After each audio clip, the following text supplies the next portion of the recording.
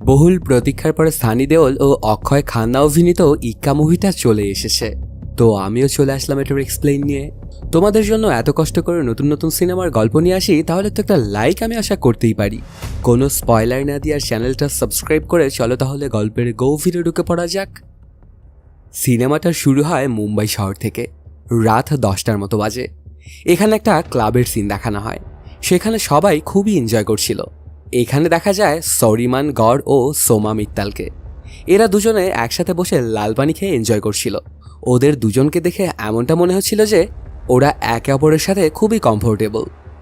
1-1.5 ঘন্টা এখানে এনজয় করার পরে সরিয়া সোমাকে নিয়ে চলে যাচ্ছিল। ওরা দুজনে অনেক লাল পানি খেয়েছিল। যেতে যেতে ওদের কারটা একটা জায়গাতে এসে থেমে যায়। সেখানেই ছিল একটা চাওয়ালা। ওখানে ওদের কারটাকে থামা অবস্থাতে দেখে সে তাড়াতাড়ি করে যায় কারটার পাশে চা নিয়ে। কিন্তু কিছুক্ষণের মধ্যেই সে একদম হতভম্ব হয়ে গিয়েছিল, কারণ সোমার লাশটা সেই গাড়ি থেকে ফেলে দেওয়া হয়। রক্তে একদম মেঘে ছিল সে, আর কারটা সেখান থেকে অনেক তাড়াতাড়ি চলে যায়। সিনটা শিফট হয়। অবন্তিকা নামের একজনকে দেখানো হয়। ওর মেয়ে এখানে সুইমিং কম্পিটিশন করছে। মায়েরা আসলে অনেক ভালো একজন সুইমার, সবসময় সে প্রথম হতো। অন্যদিকে অর্জুন মেহরা নামের আরও একজন বড় উকিলকে দেখানো হয়। সবাই ওকে ইক্কা নামেই চিনত। আজ পর্যন্ত সে একটা কেসও হারেনি। ইনার আরেকটা গুণ হলো জাজের সিদ্ধান্ত যখন দিবে তার 5 মিনিট আগে নিজের ফাইনাল চাল চালতো সে। তখন পুরো কেসটাই একদম উল্টে পাল্টে যেত। অর্জুন সবসময়ই এমনটাই করতো, আর এরই জন্যই তাকে ইক্কা বলা হতো। এখানে একটা সুইমিং কম্পিটিশন হচ্ছিল। সেখানে সামাইরা ছিল সবার আগে। তবে হঠাৎ করেই দেখা যায় ওর নাক দিয়ে ব্লিডিং হতে শুরু করে। সুইমিং পুলের ওই টুক্কার পানি একদম পুরো রক্তের লাল হয়ে যায়। এই ব্যাপারটাতে সবাই তো হতবাক হয়ে গিয়েছিল। সামাইরা সেই জায়গাতে একদম থমকে গিয়েছিল। এরপরে সবাই মিলে সামাইরাকে তুলে নিয়ে যাচ্ছিল। এই ব্যাপারটা দেখে অনেক ঘাবড়ে গিয়েছিল অবন্তিকা। তার পরপরই সে তার স্বামী অর্জুনকে কল লাগায় আর সব কিছু খুলে বলে। এই কথাটা শোনার সাথে সাথেই সেখানে চলে আসে অর্জুন। দেখতে পায় পুরোপুরি ঠিক হয়ে গেছে এখন তার মেয়ে। মাঝে মধ্যে অবশ্য ওর এমন সমস্যা হতো। কিছুক্ষণের মধ্যেই সেখানে একজন নার্স চলে আসে। এসেই তিনি বলতে থাকেন ওর ডিসচার্জ পেপার হয়ে গেছে, তার মানে এখন সে বাড়িতে যেতে পারবে। এখান থেকে চলে যাওয়ার আগে অবন্তিকা এবং অর্জুন যায় ডাক্তারের কাছে এবং জিজ্ঞাসা করে এগুলো কি হচ্ছে। ডাক্তার তখন বলে আমাদের কিছু টেস্ট করতে হবে, তাহলে আমরা সব কিছু বলতে পারবো। ওকে নিয়ে অবশ্য আমার হালকা পাতলা কিছু ডাউট হচ্ছে, এর জন্য আমি শেয়ার হতে পারবো তখনই যখন টেস্টগুলো করা হবে। তখন ওর সাথে যে আসলে কি হচ্ছে সেটাও আমি বুঝতে পারবো। এই কথাগুলো শোনার পরে অর্জুন এবং অবন্তিকা কিছুক্ষণের জন্য তো একদম থ লেগে গিয়েছিল। তারপরই ওরা আবার বুঝতে পারে যে এটা হয়তোবা বড় কোনো ব্যাপার নয়। ডাক্তার এমনিতেই ওদেরকে ভয় দেখানোর চেষ্টা করছিল। এরপর ওরা তাদের বাড়িতে যেতে থাকে ওদের গাড়ি চড়ে। রাস্তার মধ্যেই অর্জুনের সেক্রেটারির ফোন আসে এবং জানায় কেউ একজন আপনার সাথে কথা বলতে চাইছে। কিন্তু অর্জুন তখন বলে এখন আমার ফ্যামিলি টাইম চলছে, এর জন্য আমি কোনো কথাই বলতে পারবো না। আমি ওর সাথে কালকে কথা বলে নিব। অর্জুন যখন বাড়িতে গিয়ে পৌঁছে তখন সে টিভিতে একটা নিউজ দেখতে পায় সূর্যা এবং সোমার। জানা যায় এখনও মারা যায়নি সোমা, আর সূর্যার ওপরে ওকে মারার চেষ্টা করার কেসটা লাগানো হয়েছে। হাসপাতালে অনেক বাজে অবস্থায় পড়েছিল সোমা। ওর মা সবসময় ওর মেয়ের খেয়াল রাখছিল। এখানে পাবলিক প্রসিকিউটর হবে গোপাল নামের একজন, যে সূর্যার বিরুদ্ধে কেসটা লড়বে। এখানে দেখা যায় সূর্যার বাবা অর্জুনকে তার কাছে ডাকে। তিনি আসলে অনেক বড় মাপের একজন পলিটিশিয়ান। তার ছেলের নামে যদি সব চার্জ লাগে তাহলে কেসটা অনেক খারাপ হয়ে যেতে পারে। তার নামও হয়তোবা নষ্ট হবে। সামনে মাসে ইলেকশন, এর জন্য এই কেসটা যত তাড়াতাড়ি সম্ভব শেষ করতে হবে। এর জন্য তিনি সবচেয়ে কাবিল উকিল মনে করেন অর্জুনকেই। এখানে আরও জানা যায় ওনার যত সব কেস আছে সবগুলো অর্জুনের ফার্মে দেখাশোনা করত। সে খুব ভালোভাবেই বুঝতে পারছিল যে তার ছেলেকে যদি কেউ নির্দেশ প্রমাণ করতে পারে তাহলে সেটা হবে অর্জুন। কিছুক্ষণের মধ্যেই সেখানে এসে পৌঁছে সূর্যা। ওকে দেখেই বোঝা যাচ্ছিল সে খুব অ্যাটিটিউডওয়ালা একজন মানুষ। এমনকি সে কারোর সঙ্গে ঠিকঠাকভাবে কথা পর্যন্ত বলতো না। সে অর্জুনের সাথেও ঠিকঠাকভাবে কথা বলে না। এর জন্য অর্জুন সাফ সাফ জানিয়ে দেয় এই কেসটা আমি লড়তে পারবো না। তখন সূর্যার বাবা বলে যদি তুমি এই কেসটা নাই লড়তে চাইতে তাহলে আমাকে ফোনে বলে দিলেই তো পারতে। তবে অর্জুন জানায় আপনাদের মুখের ওপর আমি কথাটা বলতে চাইছিলাম, এর জন্য আমি এসেছি। তখন বাবা জিজ্ঞেস করে কত টাকা লাগবে তোমার, তাহলে তুমি এই কেসটা লড়বে?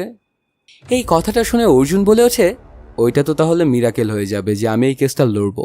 তখন জানা যায় আসলে সূর্যা আগে অর্জুনের ফার্মেই ওকালতি করত। কিন্তু ওর অ্যাটিটিউড এবং ওর ব্যবহারের জন্য ওকে বাদ দিয়ে দিয়েছিল অর্জুন, কারণ সুরিয়া ছিল অনেক খারাপ প্রকৃতির একজন মানুষ। এই কথা তো প্রায় সবাই জানতো যে সুরিয়া কোনো ভালো মানুষ নয়। কিছুক্ষণের মধ্যেই জানা যায় যে পাবলিক প্রসিকিউটরটা ছিল উনি মারা গেছেন ওনার হার্টের প্রবলেমের জন্য। ঠিক এ কারণেই assistant public prosecutor Madhura Banerjee পেয়ে যায় এই কেসটা। সে প্রথম থেকেই চাইতো বড় কোনো একটা কেস পেতে। অন্যদিকে দেখা যায় অবন্তিকা এবং অর্জুন চলে আসে ডাক্তারের কাছে। তখন ডক্টর জানায় সামাইরার ক্যান্সার হয়েছে। এই কথাটা শুনে অবন্তিকা এবং অর্জুন দুজনেই হতভম্ব হয়ে গিয়েছিল। ওদের পায়ের নিচ থেকে যেন মাটি সরে গিয়েছিল। তখন অবশ্য ওনাদেরকে ডাক্তার আবার বলে, ঘাবড়ানোর মতো কিছু হয়নি, কারণ এখন সব কিছুরই তো চিকিৎসা পসিবল। এখন একটা উপায় অবশ্য আছে, সামাইরাকে একটা সার্জারি করাতে হবে। সেটাতে বাবা মা যার সঙ্গে বোন ম্যারোটা ম্যাচ করবে সেখান থেকে স্ট্যাম্প সেলস নিতে হবে। সাথে ডাক্তার আরও বলে, আপনাদের দুজনেরই টেস্ট করানো হয়েছে, কিন্তু মজার ব্যাপার এটাই যে অর্জুন আসলে সামাইরার বায়োলজিক্যাল ফাদার নয়। এজন্য ডোনার খুঁজতে হবে। ডোনার পেয়ে গেলে সাথে সাথেই ট্রান্সপ্ল্যান্টটা করা হবে। রাত্রেবেলাতে ওরা দুজনে একে অপরের সাথে কথা বলছিল। তখন জানা যায় সামাইরার বায়োলজিক্যাল ফাদার আর অন্য কেউ নয়, সুরিয়া। অবন্তিকা এবং সুরিয়া একসাথে কলেজে পড়তো। তখন ওরা একে অপরকে ভালোবাসত। ওই সময়টাতে আবার অর্জুনও অবন্তিকাকে জান প্রাণ দিয়ে ভালোবাসত। কিছুদিন পরেই অবন্তিকা এটা জানতে পারে যে সুরিয়া খুব ভালো মানুষ নয়। ঠিক এ কারণেই অবন্তিকা অর্জুনকে বিয়ে করে নিয়েছিল। সামাইরা যে সুরিয়ার মেয়ে এতে কোনো সমস্যা নেই অর্জুনের। সে শুধু তার মেয়েকে বাঁচাতে চায়। এই জন্য সেদিন বিকেল বেলাতেই অর্জুন চলে আসে সুরিয়ার কাছে দেখা করার জন্য। ওর কাছে গিয়ে এই সকল সত্য কথাগুলো তাকে জানায়। তখন হাসতে হাসতে সুরিয়া বলে, চমৎকার তো তাহলে হয়েই গেল। অর্জুন তখন জানায়, তোমার বোন ম্যারো থেকে যদি ক্যাম্প সেলস পাওয়া যায় তাহলে শুধুমাত্র আমার মেয়েটা বেঁচে উঠবে। এই কথাটা শুনে আবার সুরিয়া জানায়, আমি কাজটা করতে পারি, তবে তোর একটা কাজ করে দিতে হবে আমারও। আমাকে তোর বাঁচাতে হবে। এই কেসটা জেতা তোর কাছে অনেক সহজ হবে, কারণ আমি আসলে কিছুই করিনি। আমি ইনোসেন্ট। আমি ভুল করতে পারি, কিন্তু এত বড় জঘন্য কাজ আমি করতে পারি না। তবে অর্জুন খুব ভালো করেই সুরিয়া সম্পর্কে জানতো যে সে কী ধরনের মানুষ। এই জন্য সে কোনোভাবেই ওকে বিশ্বাস করতে পারছিল না। তারপরেও অন্য কোনো উপায় না থাকায় ডিলটা অ্যাকসেপ্ট করে নিতে হয় অর্জুনকে। পরদিন সকালবেলাতেই সুরিয়া চলে আসে হাসপাতালে। নিজের ব্লাড টেস্টটা করিয়ে নেয়। ওর বোন ম্যারোর যে স্ট্যাম্প সেলগুলো আছে সেগুলো সামাইরার ভেতরে ট্রান্সপ্লান্ট করা সম্ভব কিনা। কিছুক্ষণের মধ্যেই ওর রিপোর্টটা চলে আসে। Report positive. তখন অবন্তিকা অর্জুনকে বলে, আমাদের মেয়েকে মনে হয় বাঁচানো সম্ভব হবে, কারণ সুরিয়ার রিপোর্টটা পজিটিভ এসেছে। অন্যদিকে দেখা যায় মধুরা ব্যানার্জিকে। সে এই কেসের পিছনে একদম মাঠার মতো লেগেছিল। পরদিন সকালবেলাতেই সুরিয়াকে পুলিশ গ্রেপ্তার করে নেয়। এখন অর্জুনের কাছে শুধু 2 মাস আছে সুরিয়াকে বাঁচানোর জন্য, কারণ যদি সুরিয়া বাঁচে তাহলেই কেবলমাত্র ওর মেয়ে সামাইরা বাঁচবে। এজন্য খুব তাড়াতাড়ি অর্জুন তার ইনভেস্টিগেশন শুরু করে দেয়। সকল ব্যাপার স্যাপার সম্পর্কেই তার জানতে হবে, কারণ এগুলো কেসের জন্য খুবই গুরুত্বপূর্ণ। মধুরা যেহেতু পাবলিক প্রসিকিউটর ছিল, এই জন্য পুলিশরা ওকে ফুল সাপোর্ট দিচ্ছিল। এরকম করতে করতে সে অনেকগুলো প্রমাণও জোগাড় করে ফেলে। এদিকে দেখা যায় সুরিয়া তো জেলের মধ্যে ছিল, এটা সত্য, কিন্তু ওকে একদম ভিআইপি ট্রিটমেন্ট দেওয়া হচ্ছিল। ওর কাছে কোনো কিছুরই কোনো কমতি ছিল না। মধুরা ব্যানার্জিও তার ইনভেস্টিগেশন চালিয়ে যাচ্ছিল। ছোট ছোট প্রমাণও সে নজরআন্দাজ করছিল না। এর পরপরই ওর হাতে এমন কিছু জিনিস আসে যেটা দেখে তো একদম হয়রান হয়ে গিয়েছিল সে। ওর কাছে কিছুক্ষণ আগেই একটা ডিএনএ রিপোর্ট এসেছে। সোমার নখ থেকে যে রক্তটা পাওয়া গেছে সেগুলো আসলে সুরিয়ারই। এটা দেখার পরে মধুর মাথায় তো চিন্তা ঘুরপাক খাচ্ছিল। সে বুঝে উঠতে পারছিল না যে কেসটা তো পুরোপুরি একদম ক্রিস্টাল ক্লিয়ার। তাহলে এই কেসটা কেন অর্জুন নিল? এই কেসটা তো কোর্টে কয়েক মিনিটও টিকবে না। কেসটা খুব সহজেই সে জিতে যেতে পারবে। এর পরপরই শুরু হয়ে যায় সেই কেসটার শুনানি। মধুরা ও অর্জুন সামনাসামনি হয়। তখন অর্জুন ডেকে নেয় সুরিয়াকে এবং জিজ্ঞাসা করে সেদিন কি হয়েছিল। অর্জুন তখন মন খারাপ করে বলে, যে মেয়েটার সাথে আমি এত কমফোর্টেবল ফিল করি তার সম্পর্কে এখন আমার অনেক কথা বলতে হবে। আমার এটা ভেবেই খুবই খারাপ লাগছে। আরও একটা কারণ হলো এখানে সোমার মাও বসে আছে। সেদিন আমরা যে বাড়িটাতে বসেছিলাম সেখানে আমাদের দেখা হয়েছিল 10টা থেকে 10:15টার দিকে। আমরা দুজনে একসাথে বসে লাল পানি খাচ্ছিলাম। দুজনের মধ্যে কথাবার্তা হচ্ছিল অনেক সুন্দর। আমাদের দুজনের মধ্যে বন্ড ধীরে ধীরে ভালোর দিকে আগাচ্ছিল। আমরা দুজনে একে অপরের সাথে খুবই কমফোর্টেবল ফিল করছিলাম। এরপর সেখান থেকে প্রায় 1.5-2 ঘন্টার মতো থেকে 11:45টার দিকে সেখান থেকে আমরা বের হই। এরপর যখন আমরা কারের মধ্যে বসেছিলাম তখন আমি এটা বুঝতে পারছিলাম যে এটাই সেই মোমেন্ট যেখানে একটা ছেলেকে আগাতে হয়। এজন্য আমি সোমাকে কিস করার জন্য এগিয়েছিলাম, কিন্তু কেন জানি আচমকাই সোমা না করে দেয়। তখন আমার ফিলিংসটা এতটা বেড়ে গিয়েছিল যে আমি ওকে জোর জবরদস্তি করার চেষ্টা করি, আর এর জন্যই সোমা আমার উপরে অ্যাটাক করে সেখান থেকে পালিয়ে যায়। এই কোর্টের মধ্যে সূর্যার বউ গৌরীও বসেছিল। সে যখন এই কথাগুলো শুনছিল তখন ওর কাছে অনেক বেশি খারাপ লাগছিল। এই জন্য সে তাড়াহুড়ো করে কোর্ট রুমের ভেতর থেকে বেরিয়ে যায়। এরপর রাত 1টার দিকে আমি বাড়িতে চলে যাই এবং আমার বউয়ের সাথে দেখা করি। সূর্যার বউ অবশ্য এটা কনফার্ম করেছিল, তবে এখানে বউয়ের জবানবন্দিটা কাউন্ট করা হবে না। এগুলো শোনার পরে মাধুরার কাছে প্রশ্ন করার মতো আর কিছুই ছিল না। আসলে মধু তো এখানে বলতে চাইছিল যে সোমার নখের ভেতর থেকে যে রক্তটা পাওয়া গিয়েছিল সেটা সূর্যার, কারণ ওর কাছে প্রমাণও ছিল এবং ডিএনএর রিপোর্টটাও ছিল। তবে সেগুলোর এখন তার কোনো কিছুই কাজে লাগবে না, কারণ সূর্যা তো নিজেই বলে দিয়েছে যে ওর উপরে অ্যাটাক করেছিল সোমা। মাধুরা একদমই ভাবেনি যে সূর্যা নিজে থেকে এইসব কিছু বলে দিবে। এখন মাধুরা এবং অর্জুন কারো কাছে কোনো রকমই প্রমাণ ছিল না, এই জন্য কোর্টটা দ্বিতীয় একটা তারিখে দেওয়া হয়। এই ব্যাপারটা দেখে তো খুবই খুশি হয়ে গিয়েছিল সূর্যা। তখন সে অর্জুনকে বলে, আমরা দুজনে কিন্তু এখন একটাই টিমে, যেভাবেই হোক আমাকে কিন্তু তোমার বাঁচাতেই হবে, নাহলে কিন্তু তোমার মেয়ে বাঁচবে না। তবে অর্জুন যে কেন এই কাজটা করছে এটা তো শুধু সেই জানে। অন্যদিকে দেখা যায় সামাইরার শরীরটা ধীরে ধীরে খারাপের দিকে যাচ্ছিল। প্রায় প্রত্যেক দিনই ওর নাক থেকে রক্ত বের হতো। ঠিক এ কারণেই অর্জুন এবং অবন্তিকা অনেক বেশি পেরেশান থাকতো। ওরা বুঝতে পারছিল না যে এখন কি করা উচিত, কারণ অল্প কিছু দিন বেঁচে আছে ওদের হাতে।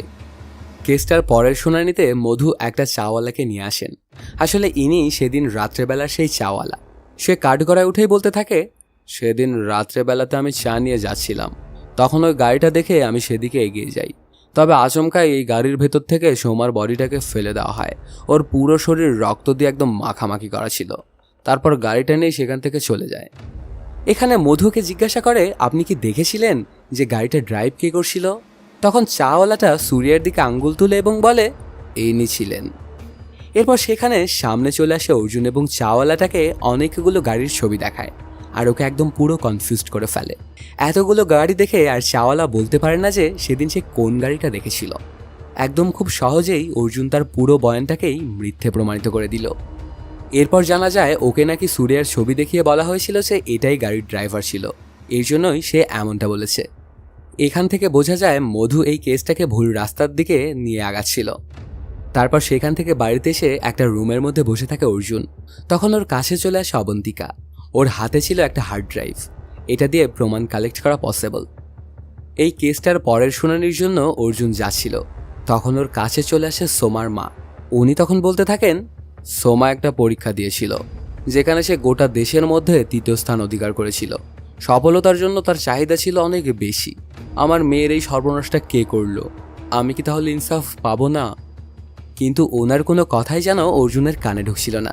তারপর সেখান থেকে সে চলে যায়। কোর্টরুমের ভেতরেতে গিয়ে শুনানি শুরু হওয়ার সাথে সাথেই সোমার বয়ফ্রেন্ডকে ডেকে নেয় অর্জুন। এখানে ওদের দুজনের কিছু পার্সোনাল চ্যাটিংও দেখানো হয়। সেখানে যে ওরা দুজনে ঝগড়া করছিল এটা দেখেই বোঝা যায়।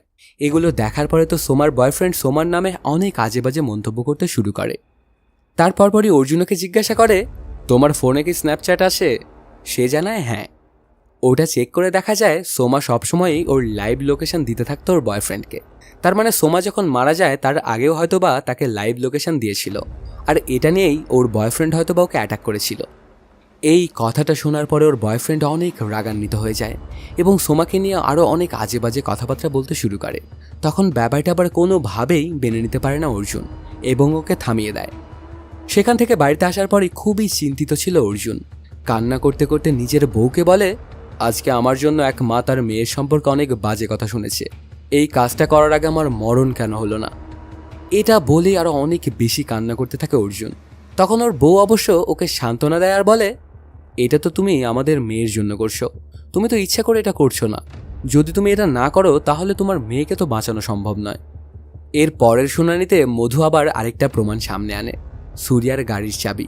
আসলে যখন ডক্টর সোমার আঘাতগুলো চেক করছিল তখন বুঝতে পারে যে এগুলো গাড়ির চাবি দিয়েই করা হয়েছে।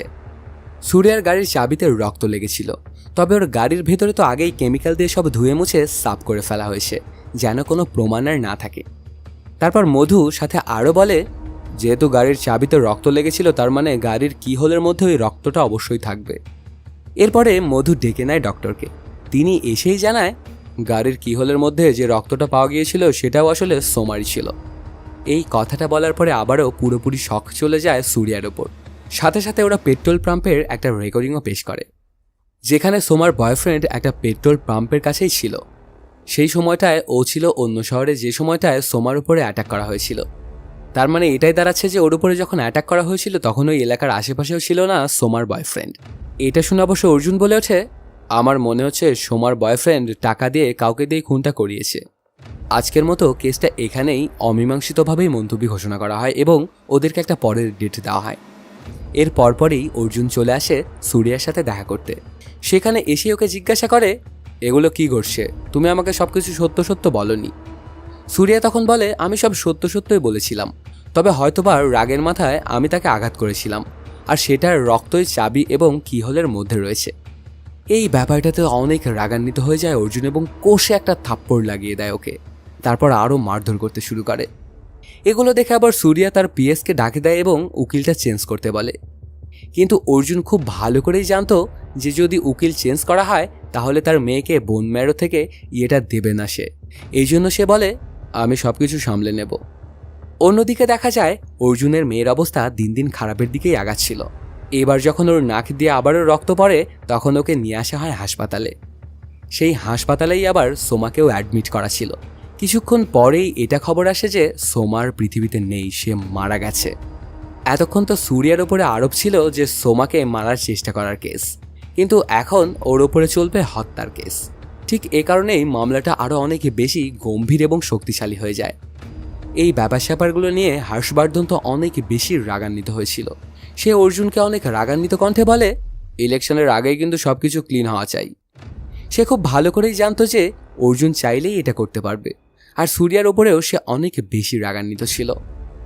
এর পরের দিনের শুনানিতে চাবির সেই প্রমাণটাকে ধ্বংস করার জন্য একটা সায়েন্টিস্টকে নিয়ে আসে অর্জুন। তখন তিনি জানায় ওই কিহোলের মধ্যে খুবই অল্প পরিমাণ ব্লাড ছিল, এটা দিয়ে কোনোভাবেই ডিএনএ টেস্ট করা পসিবল নয়। তার মানে এটা বোঝাই যাচ্ছে না যে ওই রক্তটা আসলে সোমার ছিল কি ছিল না। তখন এই প্রমাণটাও নাকারা হয়ে যায়। এতবার হারার পরে মধু এবং সোমার মা ধরেই নিয়েছিল যে তারা হয়তোবা জিততে পারবে না। তখন সোমার মা মধুর কাছে প্রশ্ন করে, আমি কি ইনসাফ পাবো না? এই প্রশ্নটার আবার কোনো জবাবই দিতে পারে না মধু। তারপরে অবশ্য মধু আবার অনেক জোশের সাথে তার টিমকে নির্দেশ দেয়, এত বড় একটা শহর, কেউ না কেউ তো জানবে যে সেদিন আসলে কি ঘটেছিল, কেউ তো এই ব্যাপারটা দেখে থাকবে। তার পরপরই ওরা খোঁজাখুঁজি করতে শুরু করে। অনেক খোঁজবাজ করার পরে একটা লোককে সামনে আনা হয়। লোকটার নাম ছিল ভিলা। পরের শুনানিতে এই ভিলাকে কোর্টরুমে উপস্থিত করা হয়।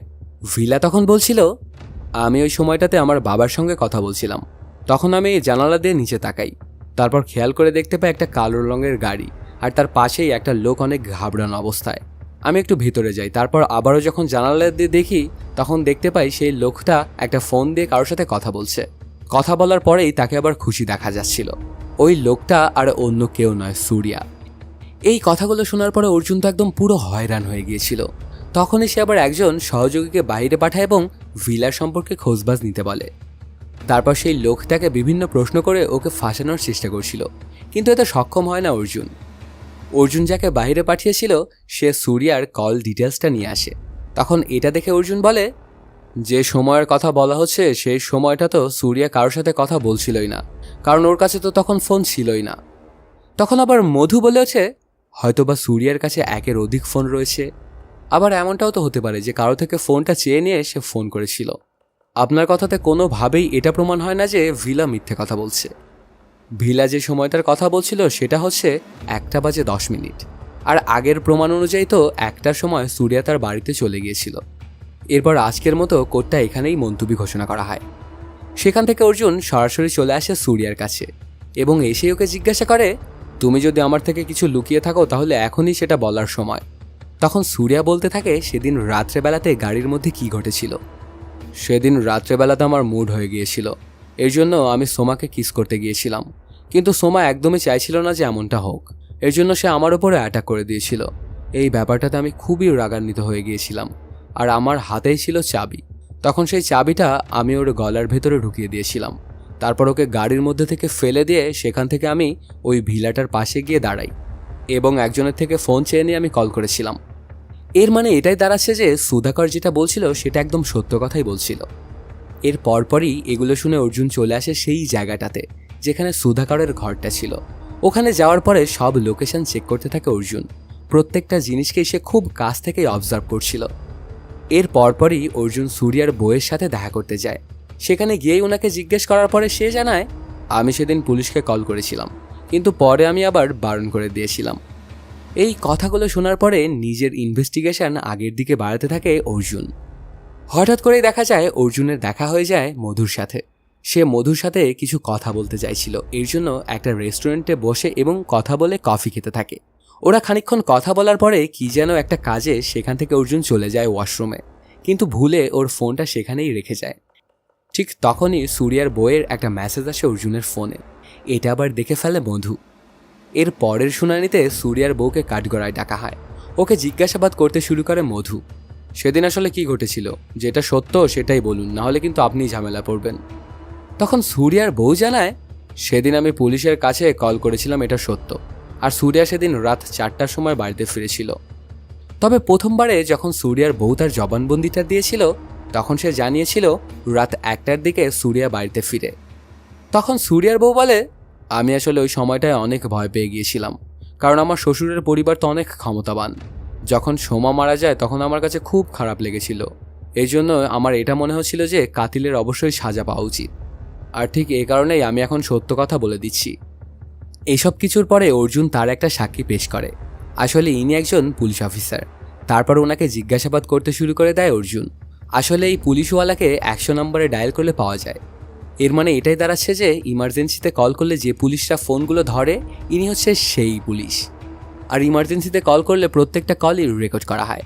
সেখান থেকে একটা রেকর্ডিং কোর্টে চালানো হয়, যেখানে সূর্যার বউ পুলিশের কাছে কল দিয়ে ভয়ে ভয়ে চিল্লাচিল্লি করে কথা বলছিল। এরপর সে আবারও দ্বিতীয় নম্বর রেকর্ডিংটা চালু করে। সেখানে দেখা যায় সূর্যার বউ পুলিশদেরকে আবার আসতে বারণ করে। আর তখনই ব্যাকগ্রাউন্ডে সূর্যার কণ্ঠ শোনা যায়। এরপর অবশ্য সূর্যার বউ গৌরীকে কাঠগড়ায় ডেকে নেয় অর্জুন। এখনও গৌরী অনেক বেশি ভয় পেয়ে গিয়েছিল আর বলতে থাকে, সূর্যা যে রাত 4টার সময় এসেছিল এটা আমি মিথ্যে কথা বলছিলাম। আসলে আমি আমার স্বামীকে সাজা দিতে চাইছিলাম। যেহেতু এখানে আমি সুযোগ পেয়েও গিয়েছিলাম, এর জন্য আমি একটু মিথ্যে কথা বলি। কোর্ট রুমের মধ্যে এতক্ষণ পর্যন্ত গৌরী যে বক্তব্যগুলো দিয়েছিল সবগুলোই ছিল মিথ্যে। আর গৌরী যখন কল করেছিল তখন সূর্যা বাড়িতেই ছিল। এটা পুরোটাই ছিল একটা সাজানো নাটকের মতো। সাথে সুধাকর যে বয়ানটা দিয়েছিল সেটাও ছিল মিথ্যে। এর মাধ্যমেই শুনানিটা সমাপ্ত হয়। সূর্যাকে বেকসুর খালাস করে দেওয়া হয়। কেসটা জিতে যায় অর্জুন। তখন অর্জুনের কাছে চলে আসে মধু আর কান্না করতে করতে বলে, আমি সবসময় আপনাকে আমার আইডল মনে করেছি। যদিও আজকে আপনি কেসটা জিতে গেছেন, কিন্তু আমার কাছে আপনি হেরে গেছেন। এখানে মধু এটাও বুঝে যায় যে সেদিন রেস্টুরেন্টের মধ্যে অর্জুনের ফোনে যে মেসেজটা সে দেখেছিল সেটাও ওকে মিসলিড করার জন্যই পাঠানো হয়েছিল। এর পরপরই দেখা যায় সূর্যা তার বোন ম্যারোটা অর্জুনের মেয়েকে দেয়। এটা ট্রান্সপ্লান্ট করার পরে আস্তে আস্তে ভালো হতে থাকে অর্জুনের মেয়ে। আর এই খুশিতেই একটা পার্টি অ্যারেঞ্জ করা হয়। এখানে এসে সূর্যা যে একটা ইক্কা খেলেছিল সেটা জানায়, আর সেই ইক্কাটা ছিল ওর বউ গৌরী। তবে এখানেই অর্জুনও একটা চাল চালে। সে বলতে থাকে, আমি খুব ভালো করেই জানতাম যে খুনটা কীভাবে করা হয়েছিল। সেদিন রাত্রে যখন তুমি সোমাকে ঘায়েল করে সেখানে ফেলে গিয়েছিলে, এরপর তুমি তোমার অ্যাসিস্ট্যান্ট চতুরকে কল করেছিলে। ওর সাথে কথা বলার পরে তারপর তোমার বউকে ফোন করে এমন কিছু বলেছিলে যেন ইমার্জেন্সি পুলিশের নাম্বারে ফোন দিয়ে এরকম কিছু বলে যেটাতে মনে হয় যে তুমি বাড়িতেই আছো। আর ওই ফোনটা তুমি একটা ভিখারির থেকে টাকা দিয়ে নিয়েছিলে। এভাবে তুমি পুরো চালটা চেলেছিলে। তোমার বউ যখন ইমার্জেন্সি নাম্বারে কল করেছিল তখন তোমার বাড়িতে উপস্থিত ছিল তোমার অ্যাসিস্ট্যান্ট চতুর। সে তোমার বউকে গৌরী বলে ডাকতো। সেটা শুনে আমি বুঝে গিয়েছিলাম যে চতুর ছিল তোমার বাড়িতে আর তুমি ছিলে বাহিরে। এরপর অবশ্য চতুর সেই ভিখারিটাকে মারার চেষ্টাও করেছিল, কিন্তু কোনোভাবেই সেই ভিখারিটা বেঁচে গিয়েছিল। সেই ভিখারিটা হাসপাতালে নিয়ে যাওয়া হয় এবং সেখানে গিয়ে সকল বয়ান দেয়। এতক্ষণে সেটা হয়তো বা কোর্টে পৌঁছে গেছে। কিছুক্ষণের মধ্যেই দেখা যায় সেখানে পুলিশ চলে আসে সূর্যাকে ধরার জন্য। আর এর মাধ্যমেই শেষ হয়ে যায় সিনেমাটি। তো বন্ধুরা, কেমন লাগলো আজকের এই এক্সপ্লেনটি জানাতে কমেন্ট করো। আর যদি এখনও চ্যানেলটা সাবস্ক্রাইব না করে থাকো তাড়াতাড়ি সাবস্ক্রাইব করে নাও। দেখা হচ্ছে নতুন কোনো ভিডিওতে। Till then, সায়োনারা।